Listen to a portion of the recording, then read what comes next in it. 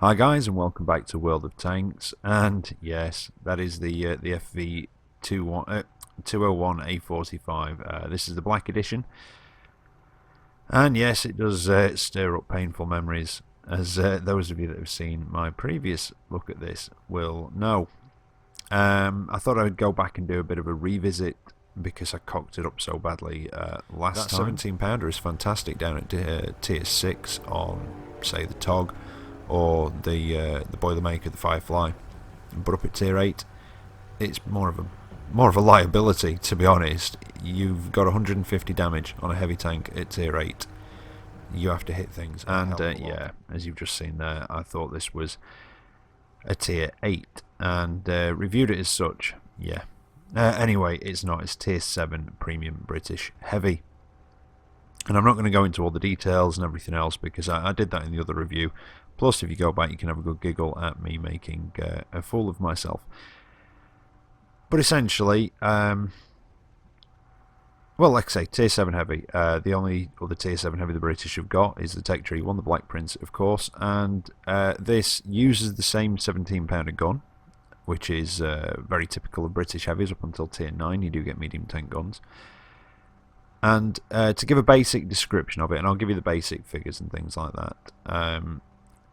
First of all, the differences between this and the standard 201 will be the 201, the standard one, will have a slightly decreased concealment over this one because it has the black paint. They did buff those, so this is 0.13 and 0.08. Usually there's a difference of about 0.02, 0.03 to the concealment, so that'll give you an idea of what the standard FV201 will have concealment wise. The only other difference between them is, of course, the XP bonus. The normal 201 gets, I think it's a 20% bonus. This gets 75%, sorry, bonus. In fact, I will just check on the standard FV201 just to make sure it is 20%, and it is, yeah. And of course there is a price difference. The standard FV201 has got a listed price of 4,950 gold in the Tankopedia, and when it comes on sale on its own next week, I think, obviously, you know, it's going to be a bit cheaper. The Black Edition is an extra 1,000. They have said, I think, Wargaming, that the Black Editions probably won't be sold again, but who knows? I think they've said that about other tanks before, possibly, but yeah, we'll see. But anyway, by extension, we can look at the standard 201 because it's the same. So, basic figures. Well, it's a very similar turret to the Mark III turret from the Centurion 7.1. You've got 152mm on the front, 89 on the sides and the rear. It does have a slightly lower view range, though, and obviously less on the turret traverse. The hull figures. Well, the hull armour is actually the same as the Centurion Mark I as well. 76 on the front, 51 on the sides, and 38 on the rear. It does have a bit of a weak spot with that machine gun turret bump type thing there on the front. So if you can't punch through the hull, which, unless you're one of the lower tiers, you're not going to have any problems with, that's a decent weak spot on the front to go for there. Otherwise, just get around the sides or the rear of it. But a lot of things that this comes up against, especially I would say anything in its own tier, can normally punch through that hull front. Now, I personally don't particularly like this tank. I think it combines, it's a cross between a medium and a heavy in a way, but with the worst features of both. So it's got the armour of a medium, the speed and manoeuvrability of a heavy, and I'd have preferred it the other way around.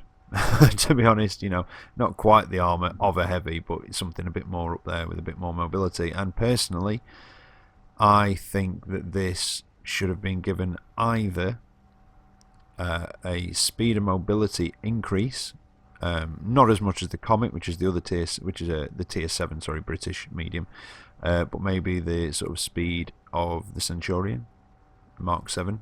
Sorry, yeah, Centurion Mark 1. Too many things with the same names. I think, yeah, should have been given the speed of 40 kilometers an hour like the Centurion and more the mobility of the Centurion and made a premium medium, or given a slight buff to the hull armour at the front. Not as much as the Carnarvon, which is 130mm on the front, but maybe 100mm on the front and made it feel just giving it a bit more protection, because like I say, it's the armour of a medium, but it's bigger as well. You do have the big old engine deck like you do on a lot the higher tier British heavies, and of course the mediums. So yeah, I think it, like I say, speed and mobility increase and be a medium. That I think possibly, but I don't see that happening ever. Or just give it a bit of a buff to the frontal armour. It is very much a support tank, and I can see why people like it. It's got a good DPM. The accuracy on the gun is less than it is on the equivalent on the Centurion Mark 1 and on the Black Prince. They've both got 0.34. This has got 0.39. So that can let you down sometimes at range. And the rate of fire, though, is sort of in between them. It's 12 on the Black Prince. It's about 14.29, I think it is, on the Centurion. And this sits in there at 13.95, so slightly less than the Centurion. Nearly 2 rounds a minute more than the Black Prince, and that does have a good rate of fire. And it very much fulfills a sort of supporting role on the battlefield. Now, gun depression, while I'm going to hear, because this is something else to mention. I say I'm not going through all these stats again. I've been through these before, and like I say, you can go back and have a laugh at me if you want to see all the stats in great detail. I'm just going to give you a quick rundown here. Now, the elevation is 20, which is fine. It's workable. Gun depression, it says, is -10. Now, that is not over the front of the tank, and I seem to think that this is, I don't know if I'm right in this, I feel that this is unusual for a British vehicle. I can't think of any of the others. Like, I don't think the Centurion Mark 1 or the 7.1 or the Carnarvon or the Conqueror, I think they have the full gun depression over the front. They might not have as good gun depression on, say, the Conqueror, for instance, but I think they do have the full over the front. This does not. So to get the full 10 degrees of gun depression out of it, you do have to aim slightly over the side of the tracks, like you do in some of the German vehicles. And I think that's about it. Like I say, it's a bit of a revisit. I did cock it up last time thinking this was a tier 8, and I was very, very down on it because of that fact. And although I still don't personally like it, I can see why people like it, and I can get it a bit more now. I understand it as a tier 7. Yeah, that was a bad day. I'd done a lot of reviews and things like that, but, you know, I messed up. I'll put my hands up to that. But like I say, I can see why people like it. I've had people say, you know, they've never had a bad game in it. I very rarely get good games in it. In fact, the couple that are coming up are probably the best 2 games I've ever had in this machine. And like I say, I can see why people like it. It does fulfill the support role very, very well. But I just think it would have done better as a medium with a bit of a mobility and speed increase, or just give it a bit of a buff to the frontal armour. Like I say, somewhere in between what it is now and what the Carnarvon gets. But enough of that, let's get into the replays and see how it actually handles. Right, so here we are for the first of the replays. As you can see, it's Live Oak, Standard Battle, and it's a Tier 7 match. And like I say, you know, to reiterate for those that have jumped to the replays, I don't think this is quite as bad a tank as I originally thought in my original review, because of, obviously, under the impression it was a tier 8. It came with a bunch of tier 8s and everything else, and it was just an oversight that shouldn't have happened, but you know, I did it, and that's it. I personally still don't particularly like this tank. I think that possibly about its only redeeming feature is its DPM, because it does have good DPM, and like I say, you can fulfill that support role. It's good at backing up other tanks, but you can't tank in it. Even against the lower tiers, the hull does seem quite weak at times. Not all the lower tiers, but some of them. So, heading up this way towards the town.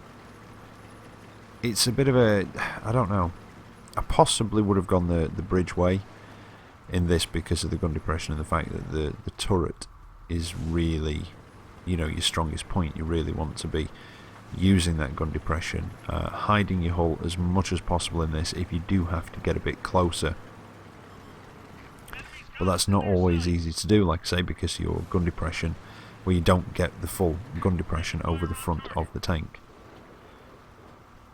But I'm going to use this raised road. There's a bit of cover. If any of my hull is showing, it should be angled enough for that KV1S, definitely that KV1S to bounce. Tier 5s, you know, at medium range, quite a lot will bounce off your hull. Some even closer than that. Tier 6s, they're not going to have a great deal of difficulty. A lot of them, I mean, the sort of tier 6 heavies, you know, like your M6, your VK 3601H, is it? I think, yeah, the Baby Tiger. That shouldn't have much trouble getting through your hull. So you've just got to, like I say, play it how you would, I guess how you would the Carnarvon, in a way. Like I say, it's, you know, it's a support heavy, and it does have that good DPM, but that 0.39 accuracy, although it, you know, it's easily not the worst accuracy you'll get on a tier 7 heavy, it's not quite as accurate as this gun on the Black Prince or the Centurion, although the Centurion is a tier higher and eventually gets the 20 pounder, and that can let you down a little bit. Now with this one, I've kind of used this match, I mean, it's just a nice average match, and you will encounter similar problems with this gun as you do with the Black Prince. The fact that to actually get a decent amount of damage done, you're going to have to fire a lot of rounds. I mean, the T29 that I'm shooting at, for example, with the 105mm, what's he, 320 damage? I'd have to fire 2 to do that. Luckily, I can. I can nearly fire 3 by the time he's fired, you know, 1. So you can do it, but you've just got to get those shots out there. But just, like I say, just look at the DPM.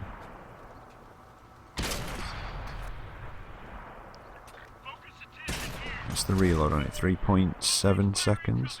Yeah, 3.71 seconds, I think. And this is a stock crew. This crew has not been used apart from the first time I did this review and now. So I think they've got about halfway up on repairs. That's it. I've got...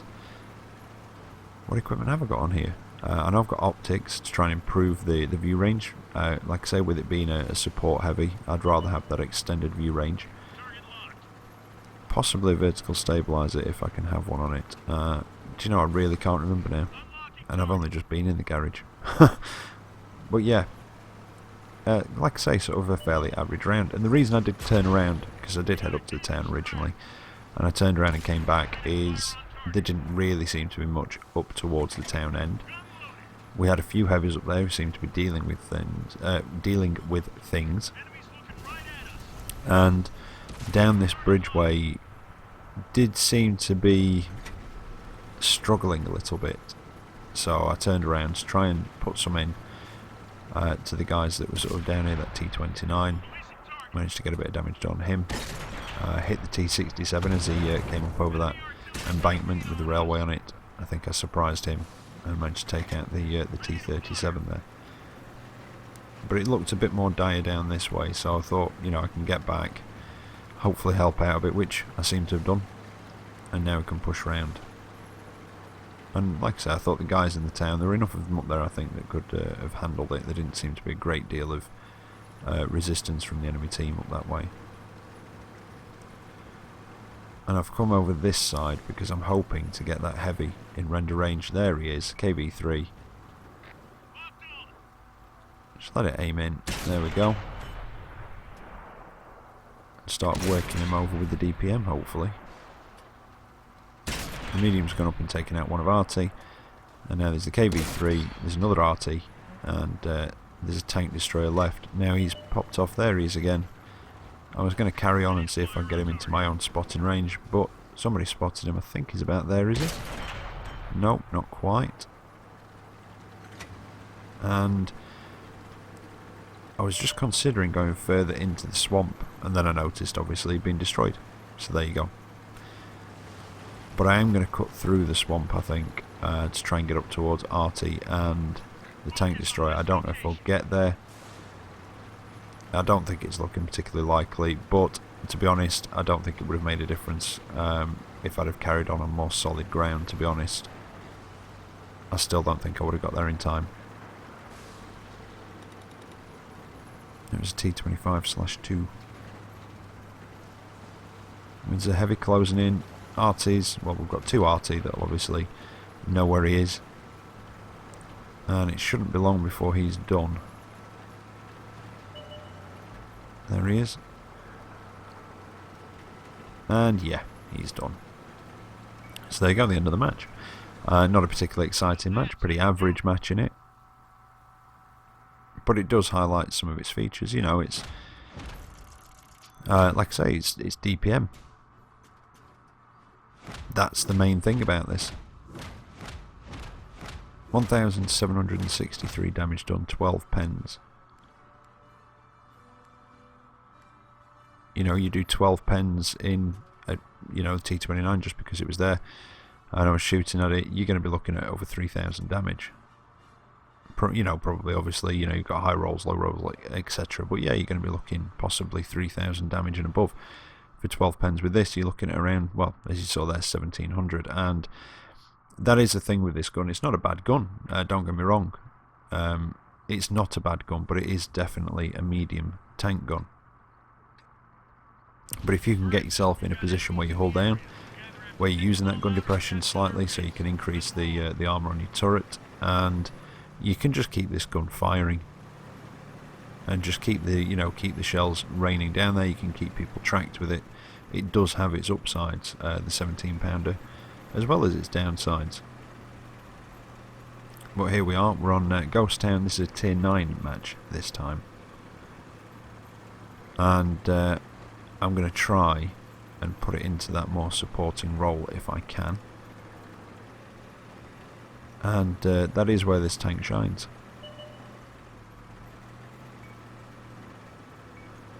And yeah, I can, like I said in the garage, I can see why people like this.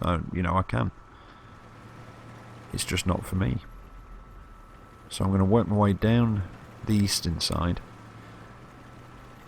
And I'm going to try and use some of these, I don't know if you want to call them small hills, sand dunes, whatever you'd like to call them, but I'm going to try and use those, use that gun depression, and you know, use that turret, because the angle part just above the gun on this turret is not particularly strong. It's got a good angle to it, but it's not overly strong. But obviously, when you're using that gun depression, you increase that angle, and you can bounce quite a lot of shots. Anybody who's been through the Centurion or the Carnarvon will be familiar with this turret, and as you can just see there, you see the gun pop back up, and I'm going to move it just over to the other side, and it goes down again. That's what I'm on about with the gun depression.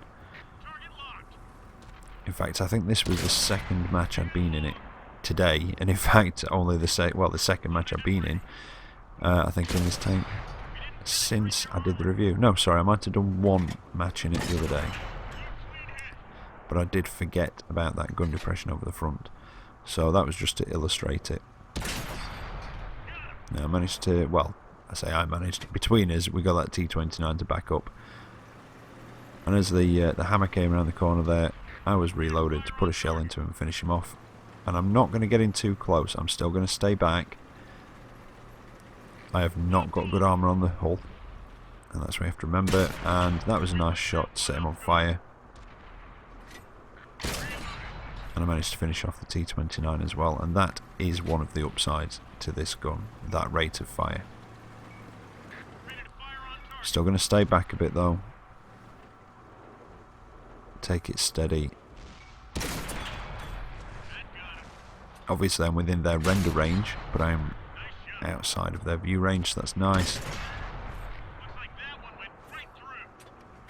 And I think that has got to be possibly one of the keys to this tank. It has 380 meter view range, which I think I thought for a tier 8 was quite low. For a tier 7 that's quite good, you know, it's not bad at all really. In fact, I can't think of much at tier 7 that's got anything better than that. So with the coated optics on it, possibly with situational awareness as well, and maybe even premium food item, you can get that view range up Obviously, the premium food item would increase other things about the tank as well.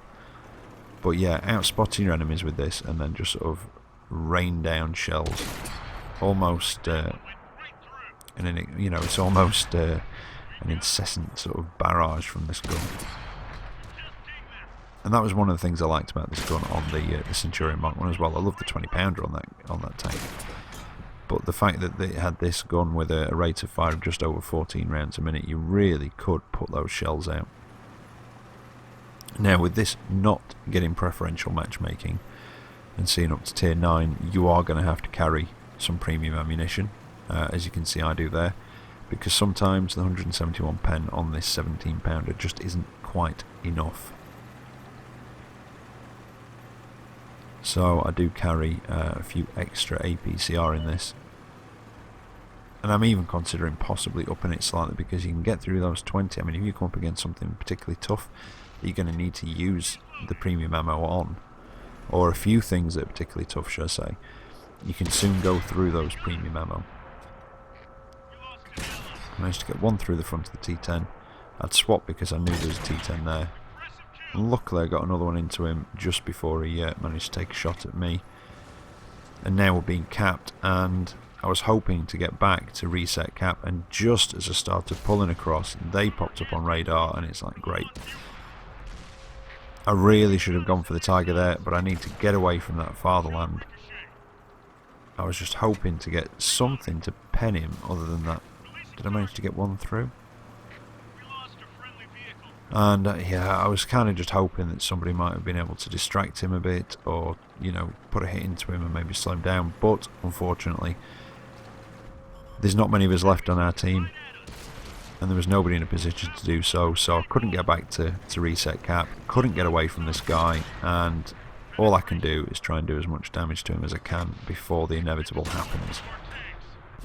Going for the weak spot, yeah, and after I fired, remembered that it's not quite as easy to hit on the fatherland as it is on the normal IS-3. But there you go. I'm not going to skip to the end on this one. I'm going to use the time while it's ticking down just to talk about it. And like I say, it's again just a reiteration for those that skipped it. It's basically a Centurion 7.1 hull, but a bit wider. It's a very similar turret to the Mark III from the Centurion 1, or the stock turret from the Carnarvon. The 17-pounder gets slightly worse accuracy than it does on the Black Prince or the Centurion, but it does get a better rate of fire than on the Black Prince. And of course, it's more mobile than the Black Prince, so there you go. Anyway, not a bad result though, even for the tier 9 match. 2,179 damage done, which I was quite happy with. The XP is probably slightly over because obviously you got the 75% bonus on this, so that does make quite a difference. But I did come second on the table with 3 kills, so yeah, quite happy with that round. And there you go, the FV201. Not for me personally, but I can see why people like it, and if it looks like your sort of thing, now's your chance to try and snap one up.